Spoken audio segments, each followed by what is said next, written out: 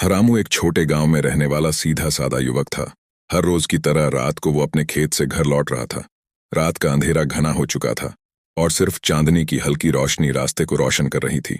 चलते चलते उसकी नजर सामने एक परछाई पर पड़ी, जो धीरे धीरे उसकी ओर बढ़ रही थी। वो रुक गया, पर परछाई फिर भी उसके पास आती रही। जैसे जैसे वो पास आई, रामू ने देखा कि वह एक महिला की परछाई थी, पर उसके चेहरे पर कुछ अजीब सा था। उसके होंठ खींचे हुए थे, एक अजीब सी मुस्कान लिए हुए, पर वो मुस्कान किसी खुश इंसान की नहीं थी। उसमें कुछ भयावह था। रामू ने पीछे हटना चाहा, पर उसके पैरों ने मानो काम करना बंद कर दिया। महिला की परछाई अब उसके बिल्कुल करीब आ चुकी थी। उसके चेहरे पर वही मुस्कान थी और उसकी आंखों में एक अजीब सी चमक। धीरे धीरे वो परछाई रामू के चारों ओर घूमने लगी। उसके कानों में एक धीमी डरावनी हंसी गूंज रही थी। रामू की धड़कन तेज हो गई।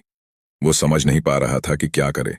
तभी उस परछाई ने धीमे से कहा, तुम्हारे चेहरे पर भी ये मुस्कान हमेशा के लिए होगी। रामू चिल्लाना चाहता था, पर आवाज गले में फंस गई। जैसे ही उसने दोबारा उसे देखा, उसने महसूस किया कि उसके होंठ खुद ब खुद मुस्कुराने लगे।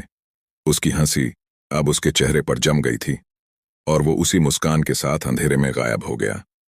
गांव वालों ने अगली सुबह रामू को खोजा तो उसे उसी मुस्कान के साथ एक पेड़ के नीचे बेसुध पाया। वो अब कुछ नहीं बोलता था, बस उसी डरावनी मुस्कान के साथ हर किसी को देखता रहता। और धीरे धीरे गांव में लोगों को उसकी मुस्कान से डर लगने लगा। कहते हैं कि वो मुस्कान एक श्राप थी, जो हर उस इंसान को मिलती है जो उस रहस्यमयी परछाई से मिल लेता है।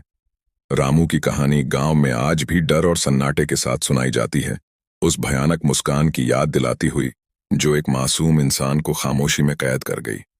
यह कहानी लोगों को यह सोचने पर मजबूर कर देती है कि एक मुस्कान भी कभी कभी कितना खौफनाक रूप ले सकती है।